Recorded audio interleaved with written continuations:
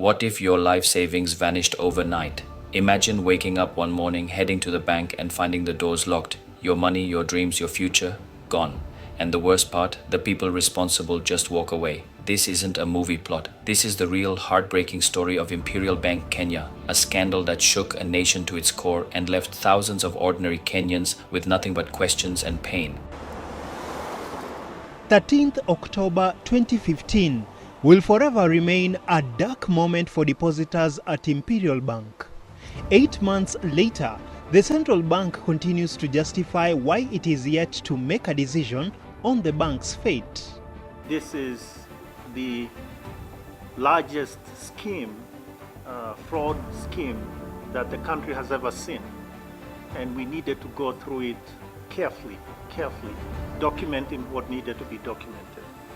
The bank was shut after its board unearthed a fraudulent loan scheme estimated at 34 billion shillings. By October 2015, the bank had 87 billion shillings in deposits, but customers have been unable to access it after the bank was placed under receivership. Welcome to Kenya Business Explained, where we break down the real stories behind Kenyan businesses, the rise, the fall, and the lessons every Kenyan needs to know. Have you ever wondered how did a bank that looked so strong, so trustworthy, simply crumble? And who was really pulling the strings behind the scenes? It has been 2 weeks and counting since Imperial Bank was suddenly closed and put under receivership. This is the story of a 2-decade-long lie, a billion-shilling heist, and the lives it shattered. Imperial Bank wasn't just any bank. To its customers, it was a fortress.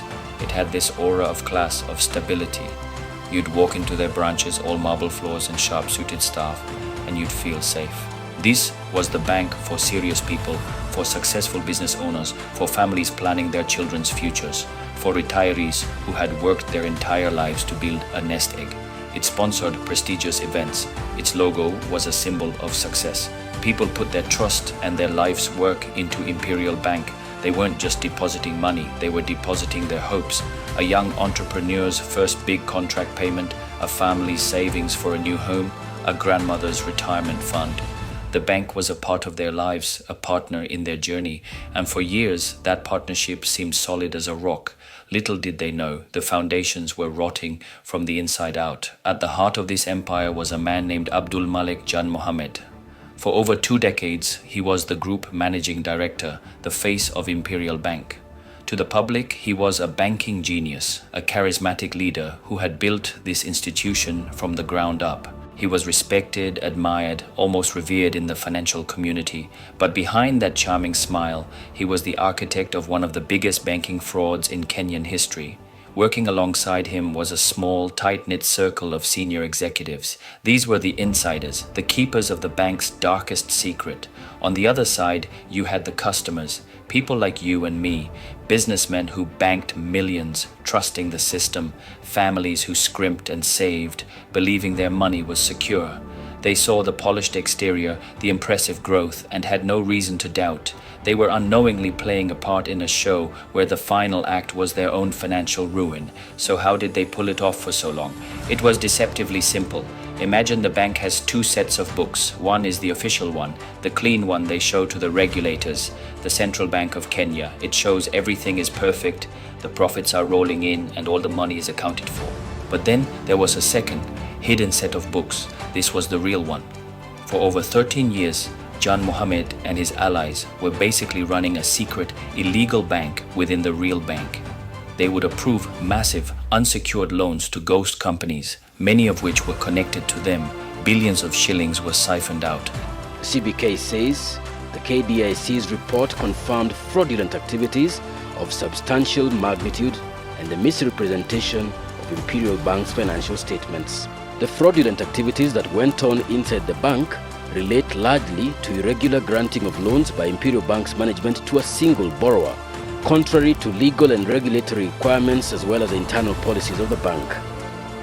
Think of it like a secret tap connected to the bank's main water tank, while everyone was looking at the water level gauge, which was rigged to always show full. They were draining the water from the bottom bit by bit, year after year. This money, the depositors' money, was used to fund lavish lifestyles and personal projects. The fraud was so deeply embedded that it became normal. It was a well-oiled machine hidden in plain sight, stealing from the very people who trusted them the most. And the official auditors, somehow, for 13 years, they saw nothing. Then, on September 15, 2015, the architect of the scheme, Abdul Malik Jan Mohammed, suddenly died. His death was the trigger. It was the moment the house of cards began to wobble. The new acting MD, appointed from within his circle, knew he couldn't keep the lid on this secret alone. Faced with the pressure, he and other senior managers walked into the central bank and confessed everything.